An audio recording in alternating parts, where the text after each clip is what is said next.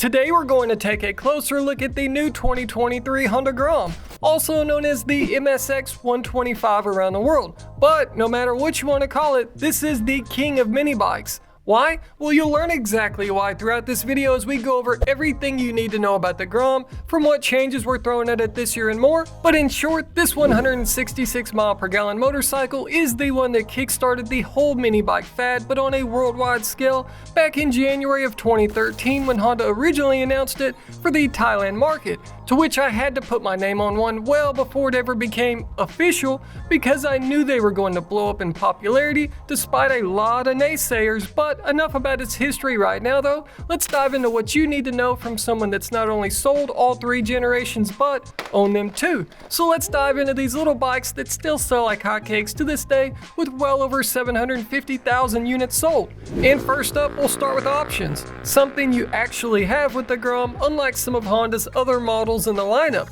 Your first option is whether you want standard brakes or Honda's anti-lock braking system, which adds another $300 to the price tag, and normally ABS on these is only $200, but the fact that Honda only offers ABS on the SP color scheme for this year adds another $100. Your next option on the Grom comes down to color schemes, and you've got four to choose from, kinda. If you opt for standard brakes, you have matte black metallic, followed up by cherry red, and four silver metallic to choose from, with the fourth being pearl white that's set aside as your sole color choice for the ABS SP model this year. Personally, my favorite has to be the pearl white on the SP model, but I really wish Honda would go back to the pearl red they used to offer on these instead of just the red like this cherry red. But which is your favorite, and who wants to see the new splendid blue or matte gray metallic SP from Europe's 2023 lineup make it to more corners around the world next year? Next up, let's get into the chassis and suspension. Now there's nothing fancy hidden under her plastics, just your run-of-the-mill steel frame,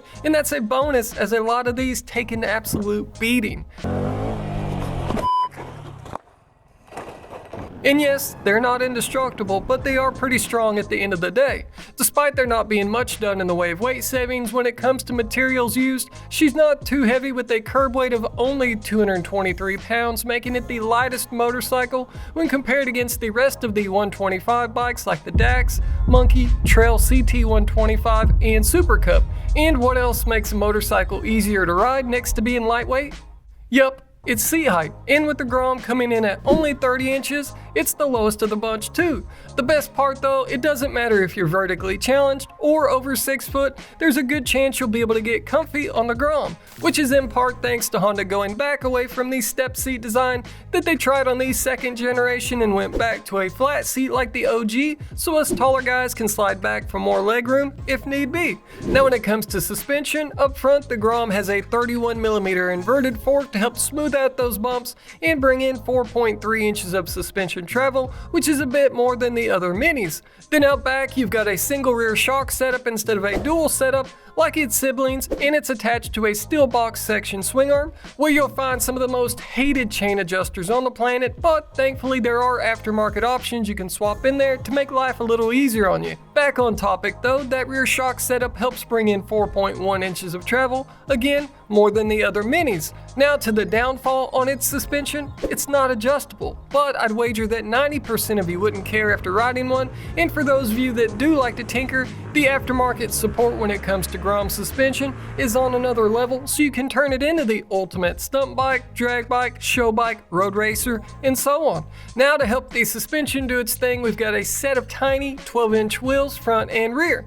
And I gotta say, I like the previous 10-spoke wheel design a lot more over this latest new 5-spoke setup, but which one do you guys think looks better? And speaking of wheels, who wishes our silver came with bronze wheels like it does in other parts of the world? Now, those wheels won't roll down the road by themselves as much as some people like to try. Rather dangerous situation happening here on the 405. Which means you're going to need some rubbers. Rubber turkey.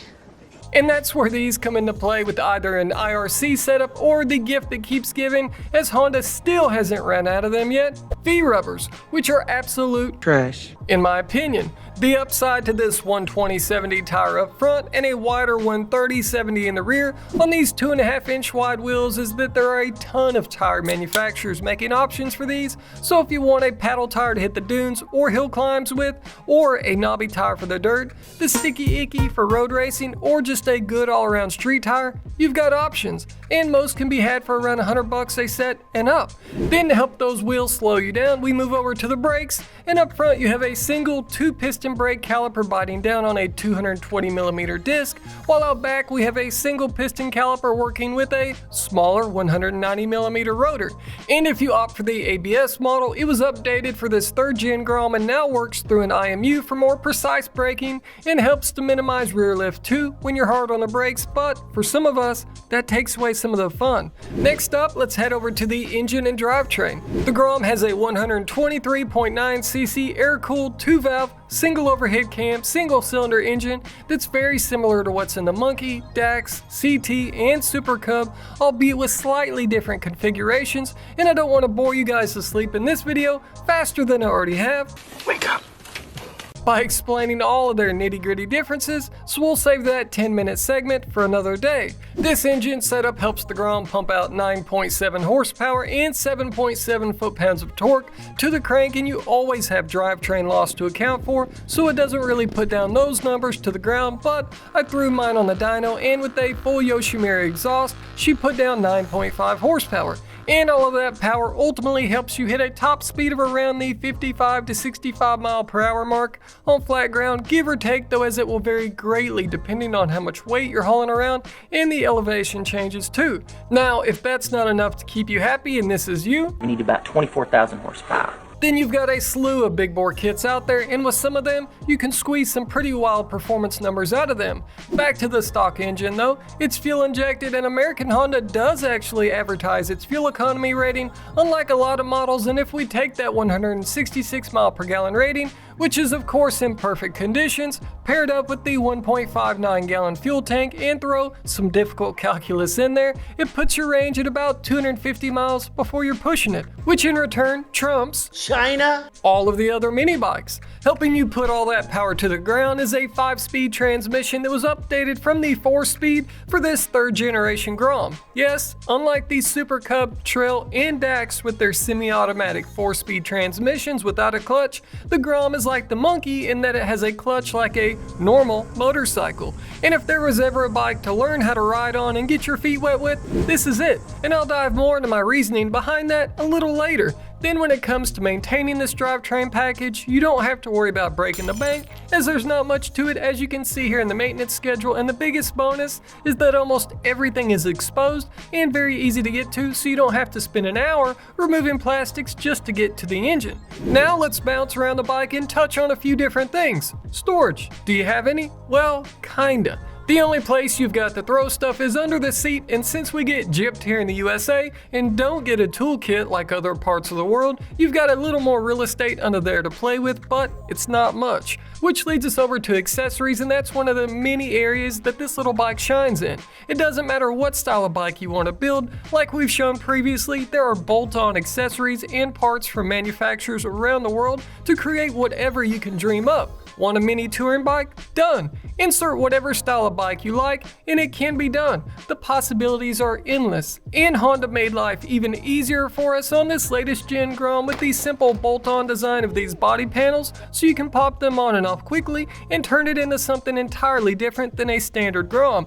Or the other upside is that if you're new to riding and or experienced and end up dropping a bike, the replacement plastics for these are not only easy to swap out, but they're a lot cheaper when compared to replacing body panels on other bikes. But long story short, if you're not into performance mods, you've got different avenues to go down if you like to tinker with your toys. Now, how about electronics? Thankfully, there's no smart key here to mess with like some of Honda's other models, but I do miss the older folding key, as that was pretty cool back in the day. In short though, there's nothing complicated about the controls on the Grom, so everything is super simple when it comes to hopping on this bike and familiarizing yourself with how it all works, which ties us into the pretty simple gauge display setup that has 2 buttons to flip through and reset your usual readouts, plus you also have a gear position indicator to make life a little easier on you, and it has an adjustable shift light too.